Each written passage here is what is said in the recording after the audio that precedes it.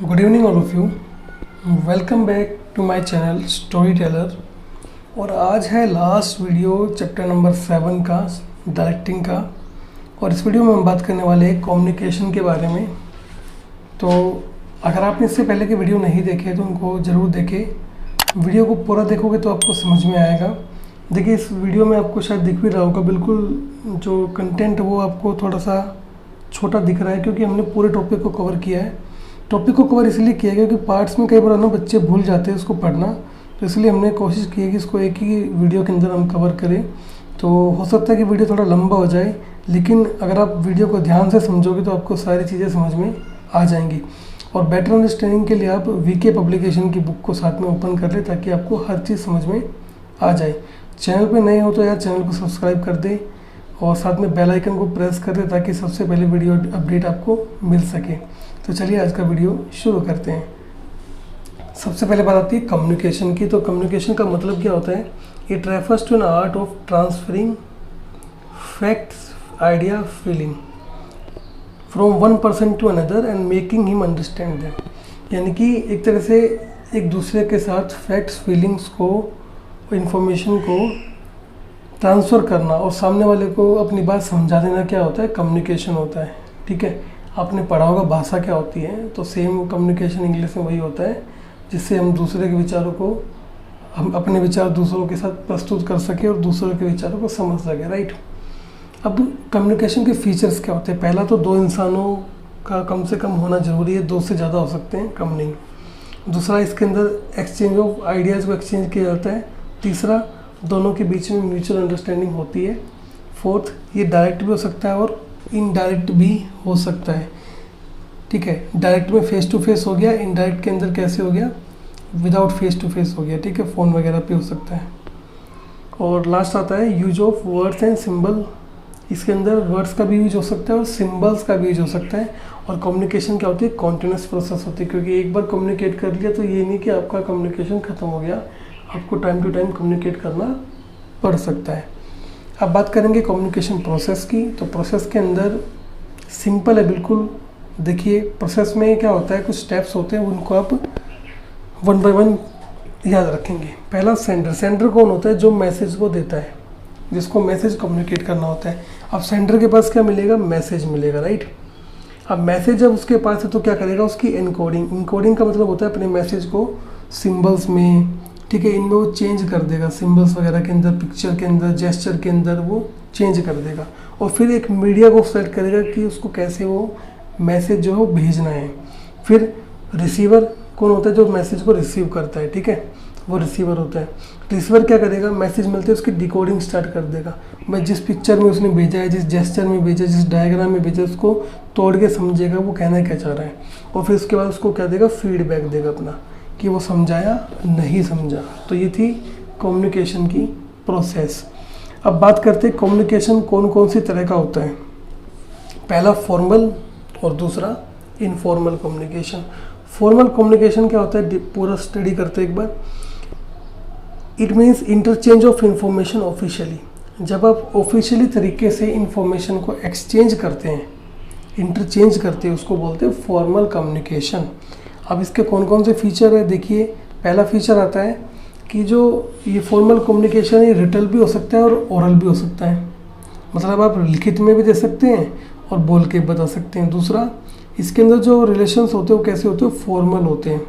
ठीक है, this communication is adopted among those employees where the formal relations have been established by the organization. ठीक है, जो organisation उनके बीच में क्या करेगा? फॉर्मल रिलेशन क्रिएट कर देगा। तीसरा, इसका एक प्रेस्क्राइब पाथ होता है जिससे काम करता है। ठीक है ना, एक पर्टिकुलर तरीका होता है, जैसे जो वर्कर है वो किससे बात करेगा, कम्युनिकेट करेगा? फोरमैन से। फोरमैन किससे करेगा? मैनेजर से करेगा। ठीक है। और नेक्स्ट होता है, इसके अंदर जो मैसेज होगा वो खाली ऑर्गेनाइजेशनल मैसेज होता है, फालतू की बातें इसके अंदर आपको देखने को नहीं मिलेंगी। और लास्ट में डेलिब्रेट, ये जानबूझ के किए जाने वाला एफर्ट है, अपने आप नहीं होता। ठीक है। अब बात करेंगे फॉर्मल के फ़ायदे के बारे में। तो पहला फ़ायदा आता है, इसके अंदर जो maintenance of authority of the officers वो बनी रहती है फॉर्मल के अंदर। ठीक है, सुपीरियर्स जो होते हैं उनकी इज्जत की जाती है, सबॉर्डिनेट्स है वो हर चीज़ को फॉलो करते हैं।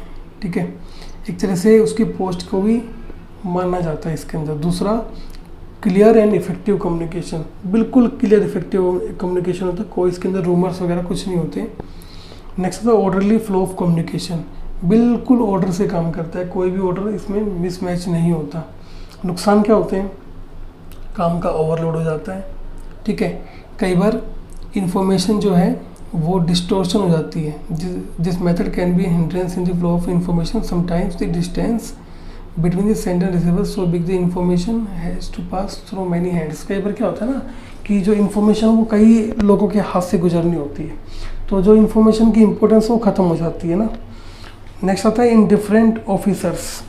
इसमें क्या आएगा कि जो ऑफिसर्स होते हैं वो ज़्यादा अटेंशन पे नहीं करते सजेशन के ऊपर, ठीक है। कोई एम्प्लॉय सजेशन दे रहा है तो उसके सजेशन को सुन लेंगे लेकिन आगे तक नहीं पहुंचाएंगे उसको, तो इसके अंदर इस तरह की चीज़ें देखने को मिल जाएगी। नेक्स्ट आता है इनफॉर्मल कम्युनिकेशन। अभी हमने ऑफिशियली बात की थी, फॉर्मल के अंदर इनफॉर्मल में क्या होता है, अनऑफिशियली काम होता है सारा, ठीक है। फीचर्स क्या होते हैं, 2 टाइप्स ऑफ इंफॉर्मेशन। इसमें 2 तरह की इन्फॉर्मेशन होती है, एक तो ऑर्गेनाइजेशनल वाली होती है जो इंपॉर्टेंट होती है, दूसरा फालतू की बातें भी इसके अंदर हो सकती है, ठीक है। दूसरा अनसर्टेन पथ होता है, कोई भी तरीका नहीं होता, कोई भी रास्ता नहीं होता, कोई भी किसी से जाके बात कर सकता है, कोई भी किसी को जाके इन्फॉर्मेशन सप्लाई कर सकता है, कोई इसके अंदर पर्टिकुलर पथ नहीं होता। तीसरा formulation through social relations.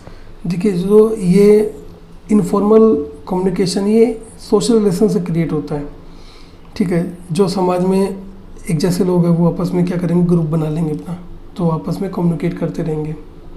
Next आता है पॉसिबिलिटी ऑफ रूमर्स। जब कोई सर्टेन पाथ ही नहीं इसका तो क्या होगा, रूमर्स क्रिएट होगा, क्योंकि हमने यहाँ पे 2 तरह की इन्फॉर्मेशन को क्या किया है, ट्रांसमिट किया, एक ऑर्गेनाइजेशनल को, एक फालतू की जो थी उसके। और इसमें लास्ट आता है क्विक रिले, कि कई बार क्या होता है कि इसमें ना बात को बढ़ा चढ़ा के बोल दिया जाता है। क्यों बोल दिया जाता है, क्योंकि वो अपना कुछ इसके अंदर मटेरियल ऐड कर देते हैं, ठीक है, और जो रियल मीनिंग है कम्युनिकेशन का वो ख़त्म हो जाता है। और अब बात करेंगे एडवांटेज की, फिर आएंगे लिमिटेशन के ऊपर। तो एडवांटेज पहला क्या है, एक तो फास्ट होता है क्योंकि कोई पता नहीं होता, कोई भी किसी को जाके बता सकता है। दूसरा फ्री इन्वायरमेंट होता है, बिल्कुल कोई भी किसी से बात करे, कोई किसी भी तरह की पाबंदी इसमें नहीं होती। बेटर ह्यूमन रिलेशन बहुत अच्छे हो जाते हैं, क्योंकि ऑफिशियल तो होता नहीं कुछ भी, अनऑफिशियल होता है सारा, तो सब बराबर माने जाते हैं इसके अंदर। Next easy solution of the different problems. Solution बड़ा फास्ट आता है प्रॉब्लम का, क्यों आता है, क्योंकि सब एक जैसे होते हैं, सब एक बराबर होते हैं। अब नुकसान क्या होते हैं, अनसिस्टमेटिक कम्युनिकेशन होता है, कोई सिस्टम नहीं होता इसके अंदर, कोई भी किसी से जाके कम्युनिकेट कर सकता है। और नेक्स्ट अनरिलायबल इन्फॉर्मेशन, जो इन्फॉर्मेशन है वो अनरिलायबल होती है, किसी काम की नहीं होती, फालतू बकवास होती है, ठीक है। अब नेक्स्ट टॉपिक जो आता है वो आता है बैरियर्स ऑफ द कम्युनिकेशन, कि कम्युनिकेशन करने में कौन कौन सी बाधाएं आती है। सबसे पहला आता है सिमेंटिक, उसके बाद बात करेंगे साइकोलॉजिकल या फिर इमोशनल बैरियर्स के बारे में, देन ऑर्गेनाइजेशन, और लास्ट में आएगा पर्सनल बैरियर। तो देखिए सिमेंटिक बैरियर क्या होता है। सिमेंटिक बैरियर को आप लिंग्विस्टिक बैरियर भी बोल सकते हैं। लिंग्विस्टिक मतलब जो लैंग्वेज के कारण प्रॉब्लम क्रिएट करते हैं ना, उसको बोलते हैं। तो इसमें कौन कौन सा हो सकता है, पहला बैडली एक्सप्रेस मैसेज, कि आपने जो मैसेज दिया वो अच्छे से बताया नहीं गया, उसके अंदर जो वर्ड्स है वो गलत यूज कर दिया आपने, ठीक है। दूसरा सिंबल और वर्ड्स विद डिफरेंट मीनिंग, आपने ऐसे कुछ वर्ड्स यूज किए जिनका 2 मतलब निकल रहा हो। तीसरा आपने ट्रांसलेशन ही गलत कर दी हो। फोर्थ अनक्लैरिफाइड अजम्पशंस, कि आपने समझाना कुछ चाह रहे हो आप, समझना सामने वाला कुछ और चाह रहा है, ठीक है। नेक्स्ट होगा टेक्निकल जार्गन, यानी कि कुछ टेक्निकल प्रॉब्लम्स क्रिएट हो जाएं, ठीक है। नेक्स्ट आता है साइकोलॉजिकल या इमोशनल बैरियर्स। इसमें आती है प्री मैच्योर इवेल्युएशन, पहले से अनुमान लगा लेना कि ऐसा कुछ हो सकता है। दूसरा लैक ऑफ अटेंशन, ध्यान न देना। तीसरा डिस्ट्रस्ट, विश्वास न होना। ये साइकोलॉजिकल इमोशनल बैरियर्स है, कि ये जो मनोवैज्ञानिक बैरियर्स है वो आते हैं। पहला भाई कि खुद ही सोच लेना भाई ये इसलिए कम्युनिकेट कर रहा होगा, कंपनी में कोई मीटिंग हो रही है, पहले से अनुमान लगा लेना मीटिंग का टॉपिक ये होने वाला है। दूसरा लैक ऑफ अटेंशन, मीटिंग में ध्यान ना देना। तीसरा विश्वास ना करना मीटिंग के ऊपर। तीसरा ऑर्गेनाइजेशनल बैरियर्स, ऑर्गेनाइजेशन की वजह से कौन कौन सी बाधाएं आती है। पहला ऑर्गेनाइजेशन की पॉलिसीज़, ठीक है। तो जो पॉलिसीज है वो भी कई बार क्या करती है, प्रॉब्लम क्रिएट करती है कम्युनिकेशन में। दूसरा, रूल्स एंड रेगुलेशन जो ऑर्गेनाइजेशन के वो भी क्रिएट करते हैं। तीसरा, कई बार क्या होता है ऑर्गेनाइजेशन जो स्ट्रक्चर होता है फॉर्म फंक्शनल और डिविजनल, जो उसमें कॉम्प्लेक्सिटी होती है, कम्युनिकेट करने में बहुत दिक्कत आती है।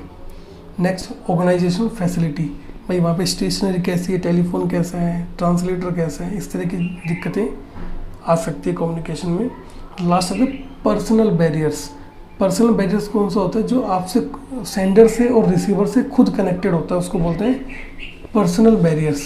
ठीक है, इसमें कौन सी चीज़ें आएंगी, भाई जो अथॉरिटी दी है उसको पूरा करने में दिक्कत आ रही हो, ठीक है, सबऑर्डिनेट में कॉन्फिडेंस ही ना हो, ठीक है। दूसरा, सबऑर्डिनेट कम्युनिकेट ना करना चाहते हो, ठीक है, या फिर उनको प्रॉपर इंसेंटिव ना दिया जा रहा हो, इस तरह की प्रॉब्लम आपको पर्सनल बैरियर में देखने को मिल जाएगी। अब टॉपिक आता है कि इन बैरियर से बाहर कैसे निकले। पहला, कि जैसा रिसीवर चाहता है वैसा ही कम्युनिकेट उसको किया जाए। दूसरा, हर आइडिया को पहले ही बता दिया जाए कि भाई मीटिंग जो हो रही है वो इस मुद्दे पे हो रही है, ताकि कोई अजम्पशंस ना लगाए जाएं, ठीक है, प्री मैच्योर इवैल्यूएशन ना किया जाए। तीसरा, कि लैंग्वेज, टोन और कंटेंट जो मैसेज का है वो पहले से ही समझ ले, उसके बारे में अवेयर हो जाए। प्रॉपर फीडबैक का सिस्टम बनाया जाए कि आपको समझ में आई ये बात, नहीं आई, या फिर जो कम्युनिकेशन किया जा रहा है वो प्रेजेंट के लिए किया जा रहा है या फ्यूचर के लिए किया जा रहा है। और सबसे अच्छी बात आती है लास्ट में, बी ए गुड लिसनर, जितना अच्छा सुनोगे उतना अच्छा समझोगे। तो आज ये चैप्टर जो है 7 ही कंप्लीट होता है। आई होप ये वीडियो आपको पसंद आया होगा, सब कुछ समझ गए होंगे आप। फिर भी कोई डाउट है तो कमेंट करके पूछ सकते हो आप। तो इस वीडियो में इतना ही। अगले वीडियो में हम चैप्टर नंबर 8 कंट्रोलिंग के बारे में बात करेंगे। Thank you so much for watching this video. Have a nice day.